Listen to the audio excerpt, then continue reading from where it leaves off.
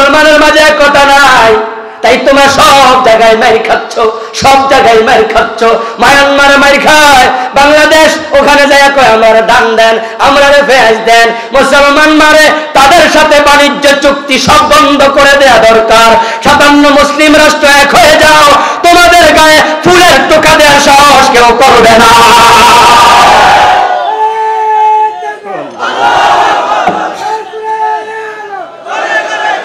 আমার মুসলমান ভাইরা, কিন্তু আমাদের অবস্থাটা কি হয়েছে?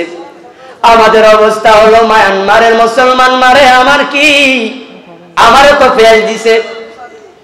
কাশ্মীরে মুসলমান জবাই করে আমার কি, আমারও তো গম দিছে। আমার সাথে তো সম্পর্ক খারাপ না, আমারও তো আদর করে। মুসলমান বুঝলা না, আজকে গম দেয়, তেল দেয়, কালকে তোমার বুকে বুলেট দেবে। ওয়েট এন্ড সি, অপেক্ষা করো।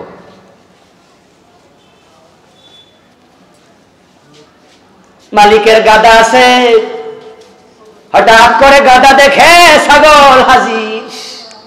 মালিক ছাগল কিনে আনছে, ছাগল কিনে এসে গাদার পাশে বাঁধছে। সকালবেলা ঘুম থেকে উঠলো, মালিক কয়টা কাঁঠাল গাছের পাতা, 10-5 মিনিট বেশি হয়ে গেছে।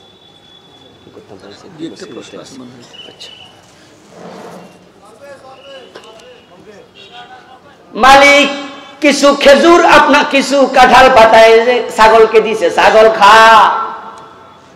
ছাগল কাঁঠাল পাতা খায় আর মজা নেয়। খাইয়া শেষ করে গাদার দিকে বাঁকা চোখে তাকায় কয়, গাদারে কতদিন ধরে বাড়িতে থাকস, কিন্তু যত্ন পাইলি না। যত্ন পাইছি আমি। সকাল 10টা বাজে গাদারে খেতে নিয়ে বেঁধে দিল, ছাগলে কুফে নিল, সুন্দর করে গোসল করালো, বাড়িতে আইনা সরিষার তেল মালিশ করে দিল। সন্ধ্যাবেলা গাদা ছাগল এক জায়গায়, আবার কাঁঠালের পাতা হাজির, গাদার সামনে নাই, ছাগলকে দিস। ছাগল খায়। মালিক কালো কি জানি আনছে, কালো তেলের সাথে মিশাইছে। কালো জিনিসটা তেলের সাথে মিশাইয়া ছাগলের শিঙের মাঝে মাখতেছে। ছাগল দেখতে আরো সুন্দর হয়েছে, কত সুন্দর তেল তেলা বডি, শিংগুলো কালো কালো, চেহারা দেখতে নিশ্চয়ই ভালো। গাদারে কয়, গাদা আমারে কেমন লাগে ক? দেখছ তুমি কত যত্ন, তুই তো এই জন্যই গাদা, তোর যত্ন নাই। আমারে কত ভালোবাসে। গাদা আস্তে করে কয়, আগামী শুক্রবারে করবা।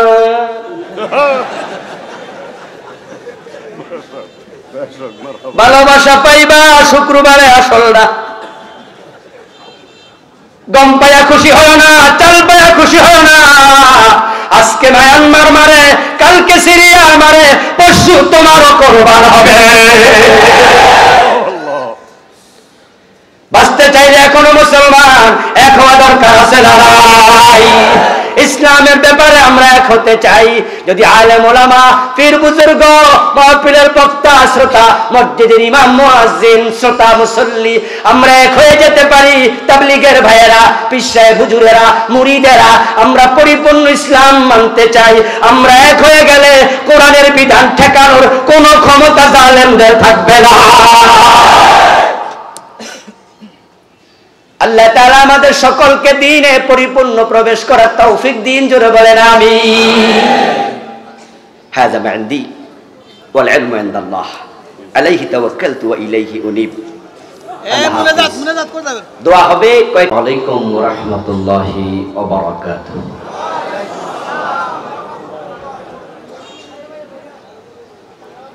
আলহামদুলিল্লাহ الحمد لله نحمده ونستعينه ونستغفره ونعوذ بالله من شرور أنفسنا ومن سيئات أعمالنا من يهد الله فلا مضل له ومن يضلل فلن تجد له وليا مرشدا وأشهد أن لا إله إلا الله وأن محمدا عبده ورسوله أما بعد فقد قال الله تعالى في كلامه المجيد আল্লাহ তাআলার পবিত্র দরবারে লাখো কোটি শুকরিয়া জ্ঞাপন করছি যে মহান মনিব অত্যন্ত মেহেরবানি করে আমাদের সকলকে আজকের এই তাফসীর মাহফিলে হাজির হওয়ার তৌফিক দিলেন। করোনার বিপর্যস্ত পরিস্থিতিতেও সুস্থ রেখেছেন। করোনার কারণে পৃথিবীর অনেক বাগা বাগা রাষ্ট্রের রাষ্ট্রপতিরা মাথা হেট করেছে, থেমে গেছে বিশ্ব। একদিনেই ৫-৭ হাজার মানুষ মারা গেছে এমন দেশও। কিন্তু এই গরিব বাংলাদেশ, যে দেশের মানুষগুলো সতর্ক নয়, স্বাস্থ্যবিধি অনেকে বুঝেই না, মানেও না, এরপরেও আমাদেরকে নিরাপত্তার চাদর দিয়ে আবৃত করে রেখেছেন কে? যে মহান মনি বেতনে আমতে আমাদের ধন্য করলেন। আমরা আলোচনা শুরুতে মন প্রাণ উজাড় করে অন্তরের সবটুকুন শ্রদ্ধা এবং ভালোবাসা দিয়ে আমাদের মনিব আল্লাহ তাআলাকে শুকরিয়া জানাই, কৃতজ্ঞতা জানাই। সবাই মিলে জোরে জোরে একবার কালিমাতুশ শুকর পড়ি, আলহামদুলিল্লাহ। সম্মানীয় ভাইয়েরা, আমি আপনাদের সম্মুখে পবিত্র কোরআন মাজিদ থেকে সূরাতুল বাকারার ২০৮ নম্বর আয়াত তেলাওয়াত করেছি। বিশ্বনবীর পবিত্র মুখ অনুসৃত একখানা ছোট্ট হাদিসে নববী পাঠ করেছি। আল্লাহ তাআলা তৌফিক দান করলে এখান থেকে কিছু কথা বলবো। ওয়া মা তৌফিকি ইল্লা বিল্লাহ। আল্লাহ তাআলা বলছেন, ইয়া আইয়ুহাল্লাযীনা আমানু, ওহে তোমরা যারা ঈমান এনেছো। আমাদেরকে ডাক দিচ্ছেন কে? আল্লাহ। শোনা দরকার আছে না নাই? ডাকের জবাব দিতে হবে। আল্লাহ তাআলা মূসা নবীকে ডেকেছেন সরাসরি তুর পাহাড়ে, ইন্নী আনা রাব্বুক। ইব্রাহিম আলাইহিস সালামের মাধ্যমে আল্লাহ তাআলা আমাদেরকে ডেকেছিলেন, ওয়াযিন ফিন নাস বিল হজ, ডাক দাও হজের জন্য। মূসা আলাইহিস সালাম জবাব দিয়েছেন সরাসরি। আমরা হজে জবাব দেই লাব্বাইক বলে, কিন্তু কোরআনে রাখলেন, হে ঈমানদার, জবাব দেবেন কিভাবে? ডেকেছেন তো আল্লাহ। জবাব দেওয়ার নিয়ম, ওয়াইদা কুরিয়াল কুরআনু ফাসতামিউ লাহু আনসিতু। যখন কোরআন পড়া হবে, কোরআন থেকে বলা হবে, আল্লাহর আহ্বানে সাড়া দেওয়ার নিয়ম হলো মনোযোগ দিয়ে শুনতে হবে এবং চুপ থাকা লাগবে।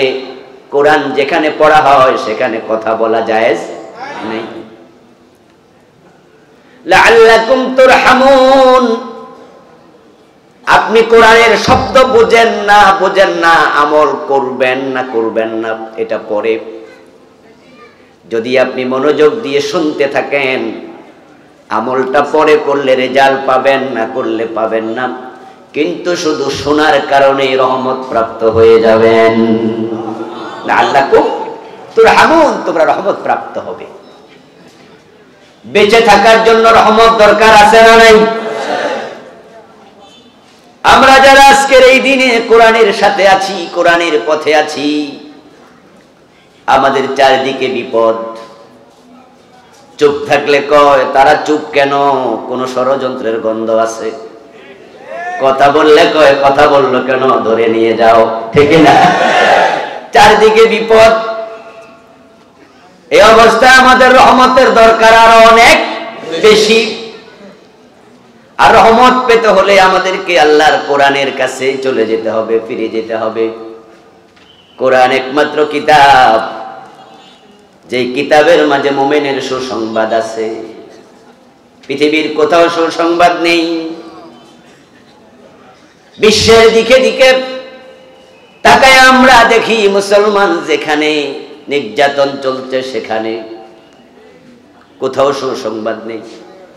মোহতারাম হুজুর বলছিলেন পৃথিবীতে মুসলিম কান্ট্রি কত? 57টা ওআইসির সদস্য। ওআইসির সদস্যশিপ পায় নাই, আরো আছে মোট 65 দেশ আছে 203টার মতো। 65 মুসলিম রাষ্ট্র আছে, 65 জন প্রেসিডেন্ট আছে। কিন্তু তাকাও সিরিয়ার দিকে, ইয়ামানের দিকে, আফগানিস্তানের দিকে, বসনিয়া সেসনিয়া, সোমালিয়া, কাশ্মীরের দিকে, আলজেরিয়ার দিকে, ফিলিস্তিনের দিকে, কাশ্মীরের দিকে, পাশের দেশ মায়ানমারের দিকে। মুসলমান যেখানে মাইর খায় সেখানে। প্রিয় জন্মভূমি বাংলাদেশের দিকে তাকাও, এখানেও যারা প্রকৃত মুসলমান তারা শান্তিতে নাই। প্রকৃত কুরআনওয়ালারা ঘরে ঘুমাতে পারে না। ওদের ব্যবসায় ধস নেমে গেছে, মাসের পর মাস ব্যবসা প্রতিষ্ঠানে বসতে পারে না। শুধু কোরআনের সাথে থাকার কারণে বিনা অপরাধে ডজন ডজন মামলার আসামি হওয়া লাগছে। আদালতে হাজিরা দিতে দিতেই তো কুল পায় না, চাকরি করবে কেমনে, ব্যবসা করবে কেমনে? আমার বন্ধু, মুসলমানের জন্য কোথাও সুসংবাদ নাই। কোরআন একমাত্র কিতাব যেটা তেলাওয়াত করলে প্রশান্তি আসে হৃদয়ে। কদ আফলাহাল মুমিনুন, কোরআন পড়লে পাবে। আল্লাহ বলছেন তুমি যদি মুমিন হও তোমার টেনশন নাই, ভয় নাই, তুমি সফল হয়ে গেছো। সফলতার সুসংবাদ এখানে আছে, হৃদয়ের প্রশান্তি কোরআনে আছে। আল্লাহর রহমত যদি আমরা পেতে চাই আরো বেশি করে কোরআনের কাছে আমাদের ফিরে যেতেই। আমি আপনাদের সম্মুখে পবিত্র কোরআন মাজিদ থেকে যে আয়াতে কারিমা তেলাওয়াত করছি, আল্লাহ তাআলা সেখানে বললেন, হে ঈমানদার শোনো, তোমরা যারা ঈমান এনেছো উদখুলু ফিস সিলমি কাফা, ঈমানদারেরা ইসলামে পরিপূর্ণ প্রবেশ করো। ঈমানদারদেরকে ডেকে আল্লাহ বলেন ইসলামে পরিপূর্ণ প্রবেশ করো। আকিমুস সালাহ, এই শব্দের অর্থ নামাজ কায়েম করো। এই অর্ডারের কারণে নামাজ কায়েম করা নফল না ফরজ? কথা বলেন না কেন? ফামান শাহিদা মিনকুমুশ শাহরা ফালিয়াসুমহু, রমজান মাসে যে উপস্থিত থাকবে সে যেন রোজা রাখে। এই অর্ডারের কারণে রোজা রাখা নফল না ফরজ? তোমাদের যাদের সামর্থ্য আছে সে যেন আল্লাহর ঘর তাওয়াফ করতে যায়, সে যেন হজ করে। এই অর্ডারের কারণে সামর্থ্যবানদের জন্য হজ করা নফল না ফরজ? এতে বোঝা গেল আল্লাহ যদি অর্ডার করে সেটা পালন করা আবশ্যক। এখন সে আল্লাহ বলছে ঈমানদার ইসলামে পরিপূর্ণ প্রবেশ করো। এখন আল্লাহর অর্ডারের কারণে ইসলামে পরিপূর্ণ প্রবেশ করা নফল না ফরজ?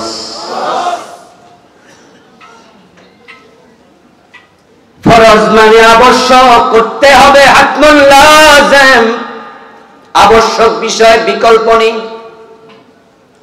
সুতরাং আপনারা যারা ঈমান এনে ফেলেছেন আপনাদেরকে অর্ধেক মুসলমান হয়ে আল্লাহর কাছে যাওয়ার সুযোগ নাই।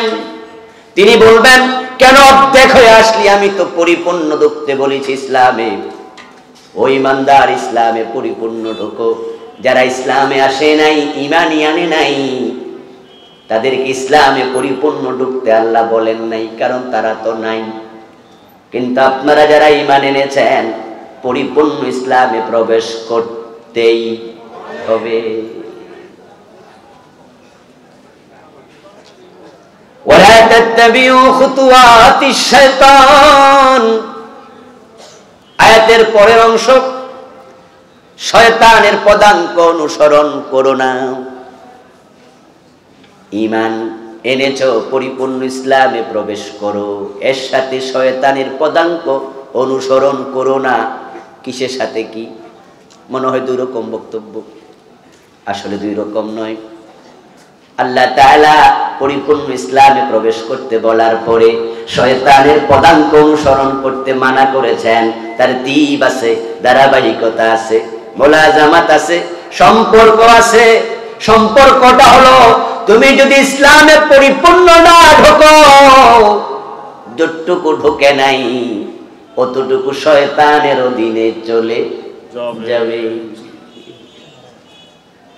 তুমি আল্লাহর অধীনে থাকবা না, তাহলে বাকিটা শয়তানের অধীনে যাবে। ইসলামে আপনি ঢুকেছেন 90%, তাহলে আবার বলুন বাকি 10% কার অধীনে? শয়তানের অধীনে। কথা বলতে হবে। ইসলামে ঢুকেছেন 80%, বাকি 20% কার অধীনে? শয়তানের অধীনে। ইসলামে অর্ধেক ঢুকছেন, বাকি অর্ধেক কার অধীনে? শয়তানের অধীনে। তাহলে যে ইসলামে পরিপূর্ণ প্রবেশ করে না, সে শয়তানের অধীনে থেকে যায়। এখন আপনি বলবেন হুজুর 90% তো ঢুকছি, 10% থাকলে অসুবিধা কি? অর্ধেক তো ঢুকেছি, বাকি অর্ধেক ঢুকি নাই, তো অসুবিধা কি? আল্লাহ আবার অসুবিধার ব্যাখ্যা করছেন আয়াতের শেষ অংশে, ইন্নাহু লাকুম আদুউম মুবিন, সে তোমাদের প্রকাশ্য দুশমন, বড় দুশমন।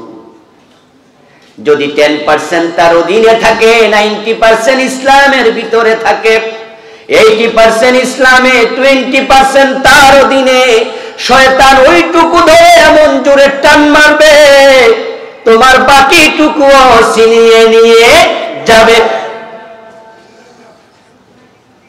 এজন্য যারা পরিপূর্ণ ইসলামে ঢোকে না, তারা অ্যাক্সিডেন্টের শিকার হয়, তারা শয়তানের ষড়যন্ত্রের শিকার হয়।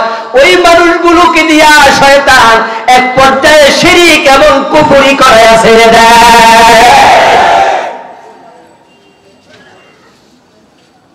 শয়তানের বয়স আমাদের চেয়ে বেশি, তার যোগ্যতাও আমাদের চেয়ে, অভিজ্ঞতাও, ইবাদত, বুদ্ধিও। সে ইবাদত করতে করতে ফেরেশতাদের মুআল্লিম হইছে। সে বিভিন্ন নবীদেরকে পর্যন্ত ধোঁকা দিতে চেয়েছে। আদমের মতো নবীকে সে নিষিদ্ধ বৃক্ষের কাছে শুধু নেয় নাই, ফল পর্যন্ত খাওয়াইয়া ছাড়ছে। আপনার বাবারে ছাড়ে নাই, আপনি কেডা? এই জন্য আল্লাহ বলে তার অনুসরণ করো না। সে তোমার কাছে সব বুদ্ধিমত্তা নিয়া, প্রজ্ঞা, অভিজ্ঞতা নিয়া হাজির হইয়া তোমারে টান মারবে। সুপারি গাছে যারা ওঠে তারা কিন্তু মাথায় যাইয়া থামা লাগে। যদি মাঝখানে মনে করে একটু রেস্ট নেই, তাহলে নিজের অজান্তেই তলায় চলে যাবে, কারণ গাছটা পিছলা। ইসলামের রাস্তায় আপনি চলছেন, সতর্কতার সামনে সামনে আগাবেন, ধীর পদে আগাবেন। শয়তান না হোঁচট খাওয়াইয়া দেবে, কিছু মানবেন কিছু মানবেন না, আপনি মুমিন থাকতে পারবেন না। শয়তান আপনাকে পথভ্রষ্ট করবে। তার প্রমাণ তো বর্তমানেই আমরা দেখতে পাচ্ছি। এই দেশের আলেম উলামারা বলা চলে হক্কানি সব আলেম একমত হয়ে গেছে একটা মাসালায়, পুরা আলেম সমাজ একমত। 2-4টা জালেম আলেমের সুরতদারি বাদ দেন, সব আলেম একমত হয়ে গেছে মূর্তি বানানো হারাম যাবে না, মূর্তির আদলে ভাস্কর্য বানানো যাবে না। এ বিষয়ে আলেমরা দ্বিমত করছে না, সব অঙ্গনের আলেম একরকম ফতোয়া দিচ্ছে। কিন্তু আমাদের কিছু ভাই এটা বোঝে না, কারণ তারা নিজের জীবনে সব জায়গায় ইসলাম নিতে রাজি না। তারা কিছু ইসলামে ঢুকেছে, বাকিটা বাহিরে রাখছে। কিছু বাহিরে যারা আছে, শয়তান তাদেরকে আক্রমণ করতেছে, করে তাদের মেধার ভিতরে ঢুকাইয়া দিছে। মূর্তি আর ভাস্কর্য এক না, অসুবিধা নাই, মূর্তি বানানো শিরক, এটা আছে জায়েজ, তোরা কর। কিন্তু আলেম ওলামারা বলে না, কারণ আলেমদেরকে শয়তান ধোঁকা দেয়া সহজ না। ফাকিহুন ওয়াহিদ আশাদ্দু আলা শাইতানি মিন আলফি আবিদ। দ্বীনের একজন পণ্ডিত, তাকে পথভ্রষ্ট করা শয়তানের জন্য 1000 বড় আবেদকে পথভ্রষ্ট করার চেয়েও কঠিন। কারণ দ্বীনের পণ্ডিত আলেম যিনি, ইসলামে পরিপূর্ণ প্রবেশ করার মানেটা কি? ইসলামে পরিপূর্ণ প্রবেশ করার মানে আপনি এক কদম তুলে আরেক কদম রাখার সময় আপনি ভাববেন এই কদম রাখাতে আল্লাহর অনুমতি আছে কি না। আপনি ঘুমানোর সময় ভাববেন কিভাবে ঘুমাচ্ছি, ইসলামের অনুমোদিত পন্থায় ঘুমাচ্ছি কিনা। খাওয়ার সময় একই ভাবনা, হাঁটার সময় একই ভাবনা, নখ কাটতে একই ভাবনা, চুল কাটতে একই ভাবনা, চাকরিতে একই ভাবনা, ব্যবসায় একই ভাবনা। পরিপূর্ণ ইসলামের কথা যারা বলে দেখবেন তারা পাকঘর থেকে সংসদ ভবন পর্যন্ত সব জায়গায় ইসলাম মানার কথা বলে। তারা বলে আপনার নখ কাটা থেকে দেশ পরিচালনা করা পর্যন্ত, পাকঘর থেকে মঙ্গল গ্রহ পর্যন্ত আপনি যেখানেই যাবেন আপনার সেই কাজ করতে ইসলামের অনুমোদন নিতে হবে। আল্লাহ পাক রব্বুল আলামিন আমাদেরকে বড়ই ভালোবাসেন। তিনি জানেন আমার বান্দাগুলো যদি ইসলামে পরিপূর্ণ না ঢোকে ওই দুশমন শয়তান তাকে দিন থেকে বের করে দেবে। এজন্য যারা নিরাপদে জান্নাতে পৌঁছতে চান আপনার পুরা জীবনকে ইসলামের অধীনে আনতে হবে, না আনলে বিপদ হয়ে যাবে। বিপদ যখন গরমকাল আসে দেশে মশার উৎপাত বেড়ে যায়, তখন মশা থেকে বাঁচার জন্য আমরা মশারি ব্যবহার করি না? আপনি মশা থেকে বাঁচার জন্য মশারি ব্যবহার করলেন, রাতে শোয়ার সময় মশারির ভিতরে ঢুকলেন, কিন্তু আপনার হাতের এখান থেকে অতটুকু পর্যন্ত এটা বাহিরে রেখে দিছেন, বাকি পুরাটা ভিতরে, শুধু হাতটা বাহিরে। মশারি লাগাইয়া লাভটা কি? বাহিরে হাতটুকু থাকার কারণে বিপদ আছে না নাই? মশা বলতেছে তুমি পুরা বডি ভিতরে রাখছো, হাত বাহিরে। আমি মশা তো খুশি, আমার অতটুকু হলেই চলে। ম্যালেরিয়া হওয়ার সম্ভাবনা থাকবে, হাতে কামড়াইলো, পায়ে কামড়াইলো, মাথায় কামড়াইলো, অংশ যদি মশা পায় মশা খুশি। তাই যদি ম্যালেরিয়া থেকে বাঁচতে চাও পুরা দেহ মশারির ভিতরে ঢুকানো দরকার আছে না? তুমি কিছু ঢুকলা, বাকিটা বাইরে রাখলা, এই মশারি অর্থহীন। আমার বন্ধু চিন্তায় চেতনায় কাজে কর্মে চলনে বলনে কথনে লিখনে শয়নে জাগরণে এভরি মোমেন্ট এভরি হয়ার আপনি মুসলিম। তাই আপনার জীবনের একটা কাজও ইসলামের বাহিরে থাকতে পারবে না। আপনি অর্ধেক প্রবেশ করে জান্নাতে পৌঁছবেন, অসম্ভব। ঢাকা যাওয়ার জন্য চকরিয়া গিয়ে আপনি গাড়িতে উঠলেন, গাড়িতে ওঠার পরে আপনি জানালা দিয়া হাত বাইর করে রাখছেন। এমন কিছু যাত্রী আছে না? লুকিং গ্লাস দিয়ে ড্রাইভার সাহেব দেখে কয় এই সুপারভাইজার যাত্রীর হাত ভিতরে ঢুকাও। ওই পাশ দিয়ে আরেক মহিলা যাত্রী মাথা বাইর কইরা জানালা দিয়া হে গাড়ি গুনতাছে, আইরে কত সুন্দর সুন্দর গাড়ি যায়। ড্রাইভার সাহেব আরেক দমক দিয়া কয় ও হালপার সুপারভাইজার ওই বেডিরে মাথা ঢুকাইতো তাড়াতাড়ি ভিতরে। ড্রাইভার তো তার দুলা ভাই লাগে না, তার খালাতো ভাই, স্বাস্থ্য ভাই, চাচা লাগে না, কিন্তু ড্রাইভার বলে হাতটা ঢুকাও গাড়িতে, ও মাথা ঢুকাও গাড়িতে। কারণ তার একটা দায়িত্ববোধ আছে। নতুন যাত্রী, অবুঝ যাত্রী বুঝে না, হাত বের করে রেখেছে। ড্রাইভার বুঝে ওটুকু হাত বের করলে ঢাকা যাওয়া লাগবে না, হাসপাতালে যাওয়া লাগবে। ও মাথা বের করে রাখছে, ঢাকা যাওয়া লাগবে না, কবরস্থানে যাওয়া লাগবে। তাই ড্রাইভার চিৎকার দিয়া কয় পুরা বডি গাড়ির ভিতরে ঢুকাও। ইসলামে কিছু ঢুকছো, কিছু বাদ রাখছো। নামাজে যাবে মসজিদে, পা দিবা ডান পা, বের হওয়ার সময় বাম পা। আল্লাহু আকবার বলে নামাজ শুরু, সালাম ফিরিয়ে নামাজ শেষ। মসজিদের ভিতরে ইমাম যদি আমার বাবাও হয়, মাগরিবের ফরজ 3 রাকাত, 2 রাকাত পরে সালাম ফিরাইলে আমিও লোকমা দেব, বাবারেও সারবো।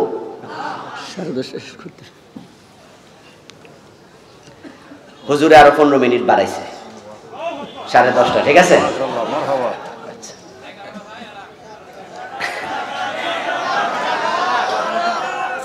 ঝামেলা আছে, হুজুর সভাপতির উপরে কথা চলবো না,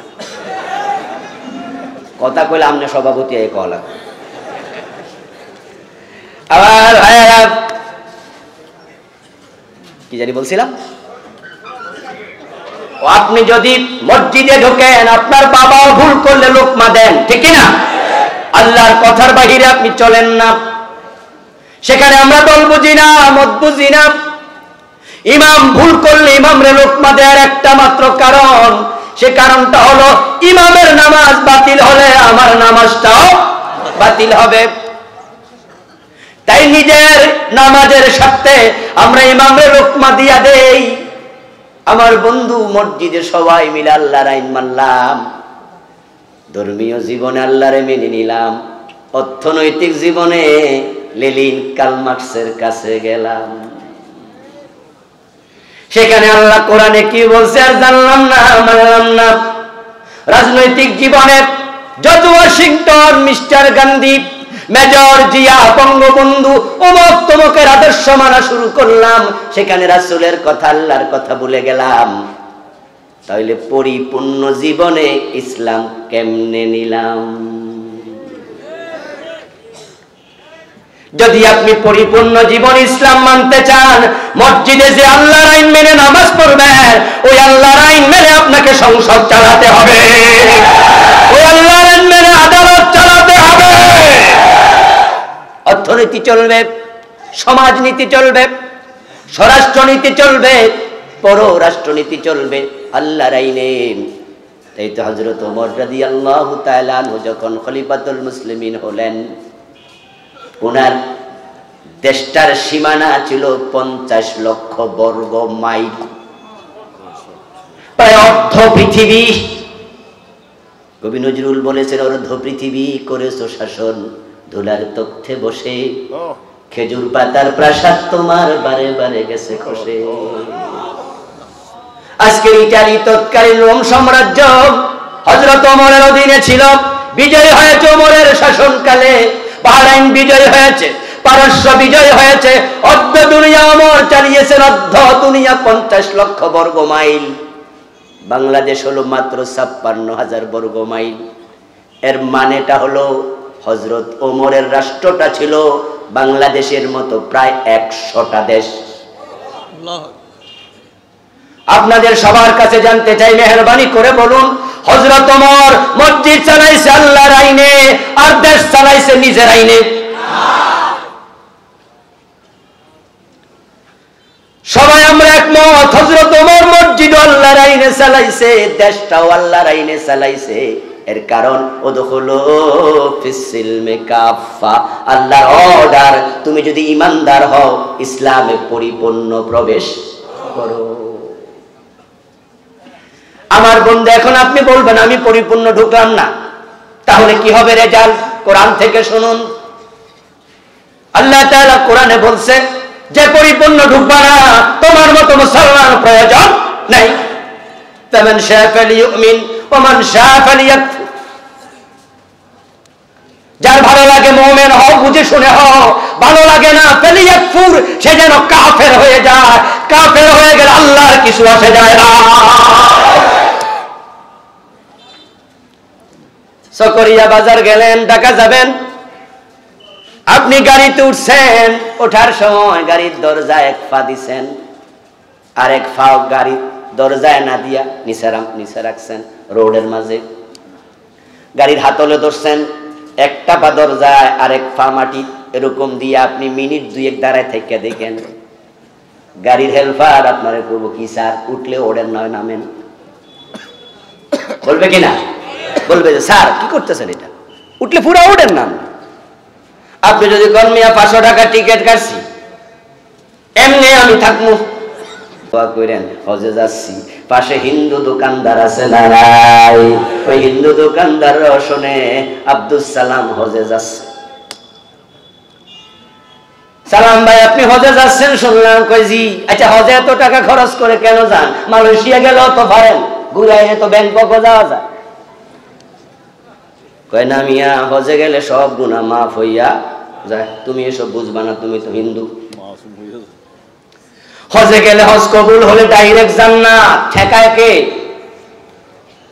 এখন উনি হজে গেছে, হজ থেকে আসার পরে 20 দিন 40 দিন 1 মাস 2 মাস ঠিকই ভালো চলে, এরপরে আবার ওজনে কম দেয়া শুরু, মালে ভেজাল দেয়া শুরু, গায়ে লেখা 1 কিলোগ্রাম, বাস্তবে 900 গ্রাম।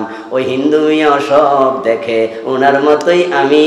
তখন মনে মনে কয় এই বুঝি ইসলাম, এই বুঝি ইসলাম। অথচ এটা তো মোটেও ইসলাম না, এই হাজির কারণ ইসলাম ছোট হচ্ছে।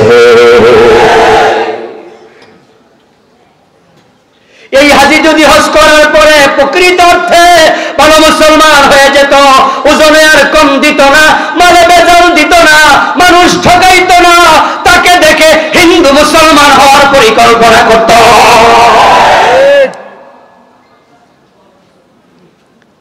অর্ধেক ঢুকেছে, অর্ধেক ঢুকে না, দ্বীনের বদনাম, ইসলামের বদনাম। এজন্য আল্লাহ তাআলা বলেন, ও দুনিয়ার মানুষ, ইয়া মাশারাল জিন্নি ওয়াল ইনসি ইসতাতাতুম আন তানফুযু মিন আকতারিস সামাওয়াতি ওয়াল আরদি ফানফুযু লা তানফুযুনা ইল্লা বিসুলতান। আমি আল্লাহ আইন মেনে পরিপূর্ণভাবে জমিনে থাকতে বলো, যদি না লাগে ও জিন এবং মানুষেরা বেরিয়ে যাও, বেরিয়ে যাও, আমার আকাশ এবং জমিনের সীমানা ছেড়ে দাও। কোথায় যাইবা যাও, আমার জমিনে থাকতে হলে আমার আইন পুরাই মানতে হবে। এরপর আল্লাহ এবার বলেন, যাইবা কই? মঙ্গল গ্রহে যাইবা, চাঁদের দেশে যাইবা, ওইটা তোমার দাদা বানাইছে।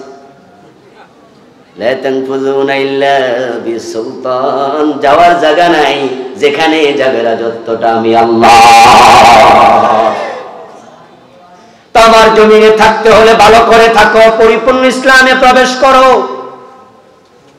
তুমি আবার গোরামি করে বলবা, তাহলে ঠিক আছে।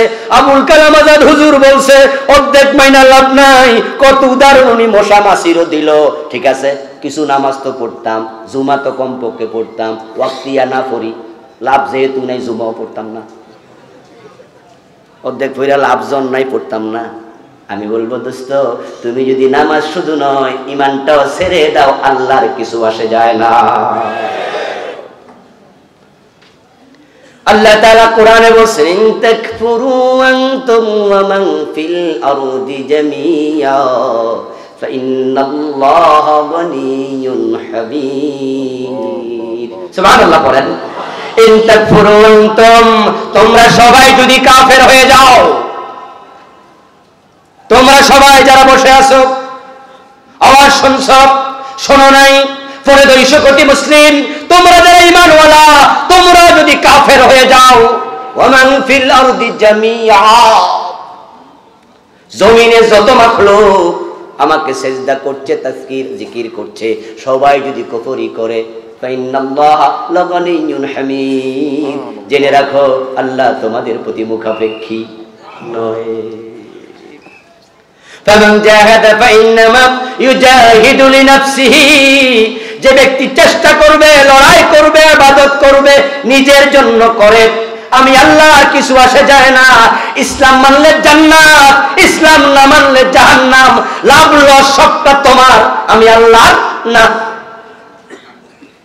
এখন আমার দোস্ত ভাইয়েরা, যারা আমরা জান্নাতে যেতে চাই, বলুন তো অর্ধেক মেনে যাওয়ার কোনো সুযোগ আছে নাকি? অর্ধেক যারা মানে তারা আসলে মুমিনই হয় না। মানা আর আমল করা দু জিনিস। মানা হলো পুরাটা ফরজ, একটু ফাঁকা হবে সব শেষ। আমলে যায় আপনি হয়তো ত্রুটি বিচ্ছুতি করে ফেলবেন, আবার তওবা করে ফিরে আসবেন। কিন্তু পরিতাপ, এখন ইসলাম অর্ধেক মানে না, সেও নিজেকে মুসলমান দাবি করছে, অথচ আল্লাহর কোরআনের বক্তব্য সুস্পষ্ট। আল্লাহ বলছেন, ইয়াকুলুনা নুমিনু বিবাদিন ওয়া নাকফুরু বিবাদ ইউরিদুনা আন ইয়াত্তাখিযু বাইনা যালিকা সাবিলা উলাইকা হুমুল কাফিরুনা হাক্কা। আল্লাহ বলে কিছু মানুষ থাকবে যারা বলে কিছু মানি না। আমি কি মসজিদে সাদা দেই না, আমি কি হুজুরে খাওয়াই না, আমি কি রমজানে তারাবি পড়ি না, হয়তো আমি ওখানে কিছু পারি না। বুঝেন না? আমরাও কি কম হুজুর? আলিফ বা তা শিক্ষা লাইছি, আমিও তো বড় মুসলমান। বক্তৃতা দেয় আলিফ বা তা শিখছে, এখন আমাদেরকে ওয়াজ শোনাচ্ছে। বড় পরিতাপে জাতির জন্য আল্লাহর বক্তব্য যারা বলবে কিছু মানলাম না, আল্লাহ বলে তারা বড় চালাকি করে। ইউরিদুনা আন ইয়াত্তাখিযু বাইনা যালিকা সাবিলা, তারা মাঝামাঝি রাস্তা খোঁজে, অথচ জান্নাত জাহান্নাম রাস্তা দুইটা, মাঝে কোনো রাস্তা নেই। ফারীকুন ফিল জান্নাতি ওয়া ফারীকুন ফিস সাঈর। আল্লাহ বলে তারা মাঝামাঝি রাস্তা খোঁজে। উলাইকা হুমুল কাফিরুনা হাক্কা। এবার আল্লাহ চূড়ান্ত ফতোয়া, যারা পুরাটা মানে নাই তারা কাফের থেকে গেছে। অর্ধেক মেনে মুমিন হওয়া যায় না, সুবিধাবাদ জিন্দাবাদে ইমানদার হওয়া যায় না। তুমি কাফের থেকে গেলা, তুমি যদি মুমিন হতে চাও তোমাকে পুরাটা মানতে হবে, ইসলামে পরিপূর্ণ আসতে হবে। ইমাম সাহেব মসজিদে আল্লাহর আইন নিয়ে আলোচনা শুরু করলো, নতুন খতিব আসছে মসজিদে এসে খতিব সাহেব আলোচনার মাঝে বলছে, আমি নতুন খতিব এসেছি, এই মসজিদ আল্লাহর আইনে চলবে, সভাপতির আইনে চলবে না, সেক্রেটারির আইনে চলবে না, কেশিয়ারের আইনে চলবে না। আল্লাহ এবং তার রাসূল যা বলেছেন আমি তাই মানব, তার আলোকে চলবে। আমি যদি ভুল করি আমারও ছাড় দিয়েন না, আমার আইনও মসজিদ চলবে না। ইন্নাল মাসাজিদা লিল্লাহ।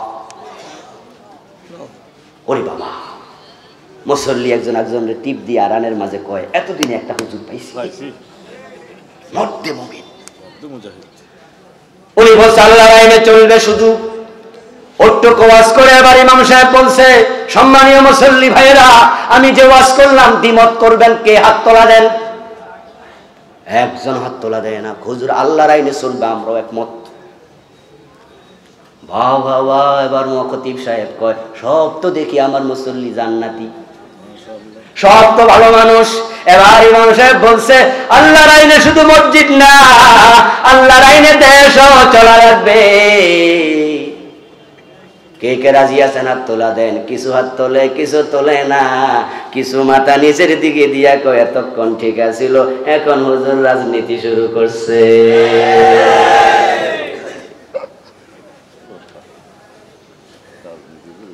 সভাপতি সাহেব তো খুব নারাজ। এই হুজুরে নিয়োগ দেওয়ার সময় আমি শর্ত দিছিলাম, আমাদের মসজিদে কোনো রাজনীতির ওয়াজ চলবে না। হুজুর তো প্রথম দিনে পেঁচ লাগাই দিল। নামাজের পরে হুজুরে ডাকে, আলাদা রুমে নিয়ে কই, হুজুর আপনারা না মানা করছি। হুজুরকে আমি রাজনীতি করলাম কই? আমি তো বলছি আল্লাহর আইনে চলা লাগবে। হুজুর আমরা কি বুঝি না, আপনি কি কইতেছেন?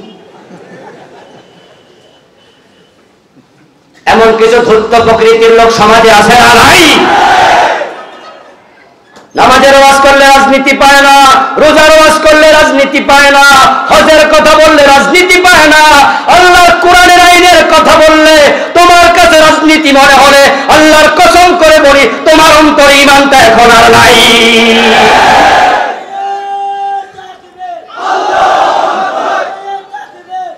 আমার ভাইয়েরা, আল্লাহর আইনের কথা বললে তোমার কাছে দুনিয়ার রাজনীতি কেন সামনে আসলো? আলা লাহুল খালকু ওয়াল আমর, কোরআনে আছে না নাই? ইনিল হুকমু ইল্লা লিল্লাহ, কোরআনে আছে না নাই? বাংলা অর্থ কি? সৃষ্টি যার, আইন চলবে শুধুই তার। ইনিল হুকমু ইল্লা লিল্লাহ, আয়াত তো সুস্পষ্ট।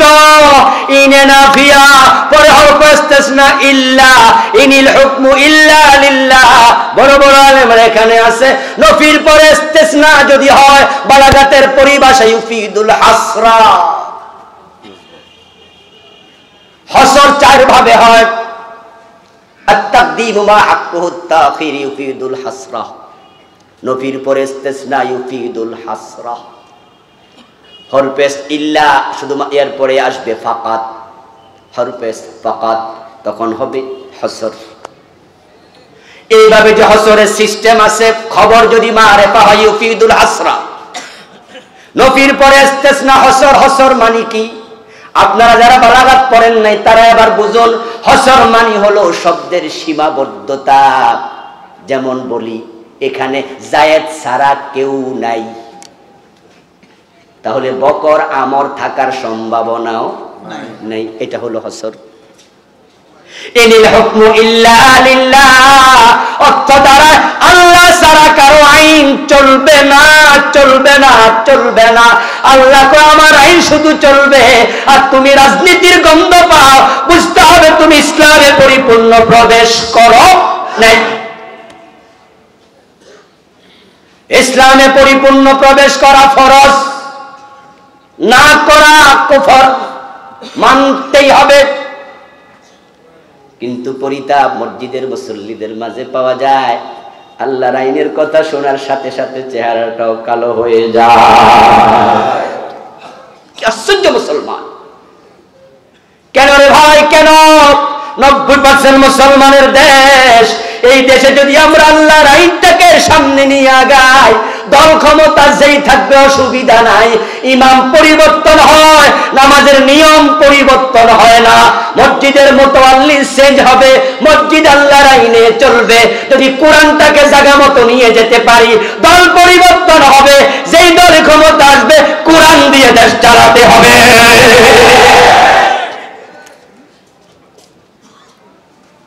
কোরআনের আইনের মাঝে সমৃদ্ধি আছে না নাই? আওয়াজ দিতে হবে। উন্নতি আছে না নাই? শান্তি আছে না নাই? আখিরাতে মুক্তি আছে না নাই? তোমাদেরকে শয়তান ভুল বুঝাইছে, সব জায়গায় যদি ইসলাম মানতে যাও তাহলে কিন্তু IMF ঋণ দেবে না, বিশ্ব ব্যাংক আর ঋণ দেবে না। তাহলে বিদ্যুতের কাজ কি দিয়া করবা? রাস্তাঘাট কেমনে করবা? না খাইয়া মরবা। হুজুররা কত কথা কইব। ইসলাম মানে তো হলো সুদ আর নাই, সুদের সাথে সম্পর্ক নাই, মানে বিশ্ব ব্যাংকের লোনও নাই, IMF এর লোন নাই। দেশটা কেমনে চলবে? তোমাদের ভয় দেখায়, না খায়া মরবা। আমি আল্লাহর কোরআন থেকে শুনাই আল্লাহর বক্তব্য, লাওয়ান্না আলাল কোরআমানু ওয়াত্তাকাউ লাফাতাহনা আলাইহিম বারাকাতিম মিনাস সামাই ওয়াল আরদ। আওয়াজ দিয়ে বলেন সুবহানাল্লাহ। আল্লাহ বলে, যদি এই জনপদের লোকগুলা, এই মানুষগুলা আমি আল্লাহর উপর ঈমান এনে তাকওয়ার জিন্দেগি যাপন করত, লাফাতাহনা লামে তাকিদ, অবশ্যই আমি আল্লাহ তাদের জন্য আকাশ এবং জমিনের রিজিকের সব দরজা খুলে দিতাম।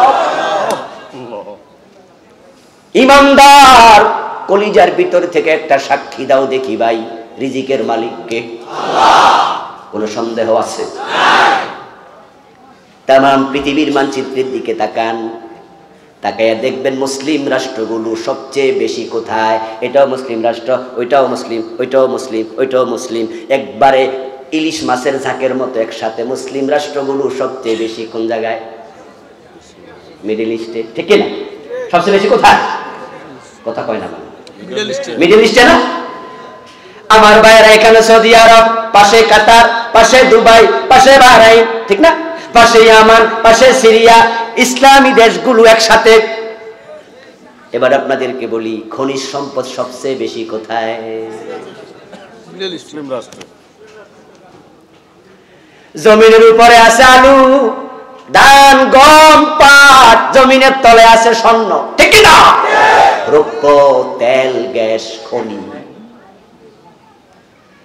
আল্লাহ যে কোরআনে বলছে, লাওয়ান্না আলাল কোরআমানু, যদি এলাকার লোকগুলো, জনপদের মানুষ ঈমানওয়ালা হয়, ওয়াত্তাকাউ, এবং তারা যদি আল্লাহকে ভয় করে, আমি তাদের জন্য রিজিকের দরজা খুলে দেব।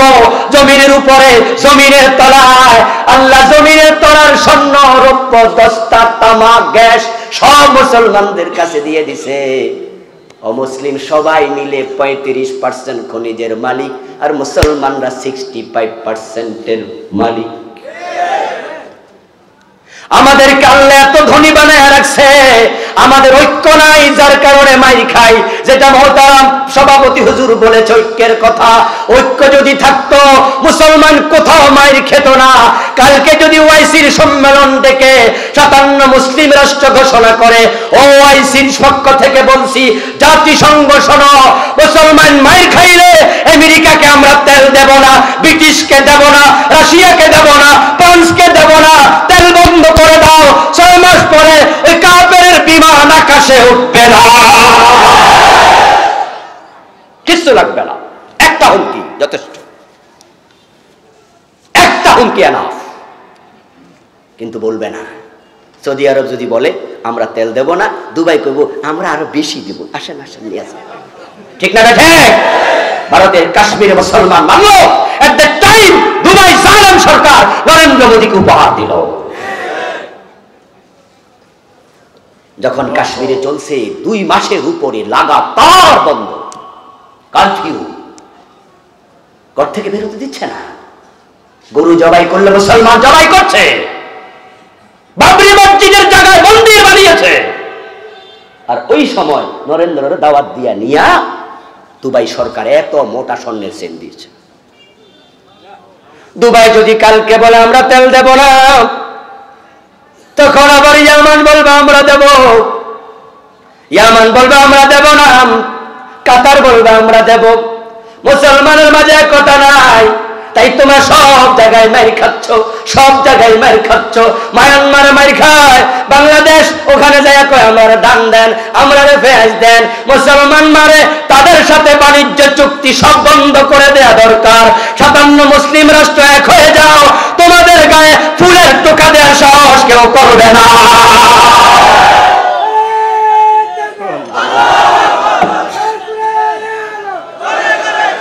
আমার মুসলমান ভাইরা, কিন্তু আমাদের অবস্থাটা কি হয়েছে?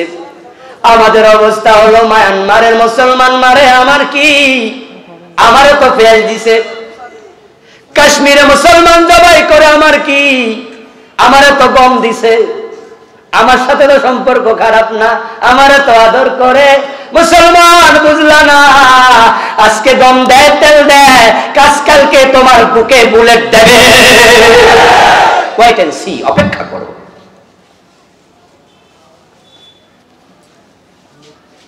মালিকের গাদা আছে, হঠাৎ করে গাদা দেখে ছাগল হাজির। মালিক ছাগল কিনে আনছে, ছাগল কিনে এসে গাদার পাশে বাঁধছে।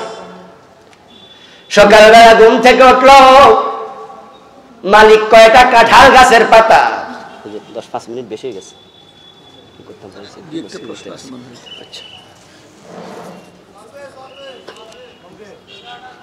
মালিক কিছু খেজুর, আপনার কিছু কাঁঠাল পাতায় ছাগলকে দিছে, ছাগল খা। ছাগল কাঁঠাল পাতা খায় আর মজা নেয়।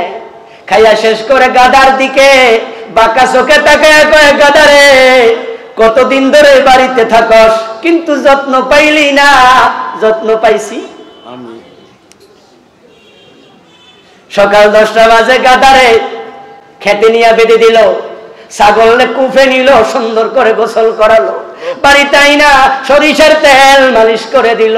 সন্ধ্যাবেলা গাদা ছাগল এক জায়গায়, আবার কাঁঠালের পাতা হাজির, গাদার সামনে নাই, ছাগলকে দিস। ছাগল খায়। মালিক কালো কি জানি আনছে, কালো তেলের সাথে মিশাইছে। কালো জিনিসটা তেলের সাথে মিশাইয়া ছাগলের শিঙের মাঝে মাখতেছে। ছাগল দেখতে আরো সুন্দর হয়েছে, কত সুন্দর তেল তেলা বডি, শিংগুলো কালো কালো, চেহারা দেখতে নিশ্চয়ই ভালো। গাদারে কয়, গাদা আমারে কেমন লাগে ক? দেখছো তুমি কত যত্ন, তুই তো এই জন্যই গাদা, তোর যত্ন নাই। আমারে কত ভালোবাসে। গাদা আস্তে করে কয়, আগামী শুক্রবারে করবা।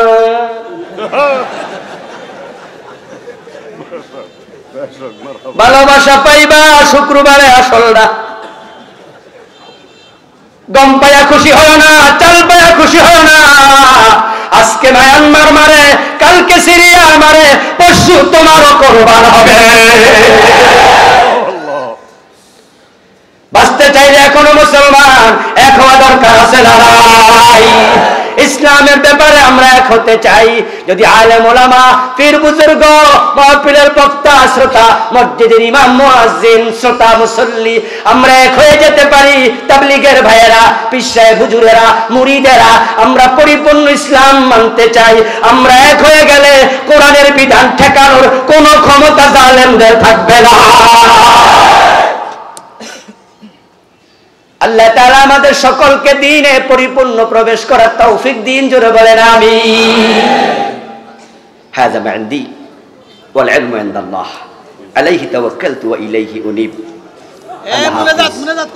দোয়া হবে কয়েক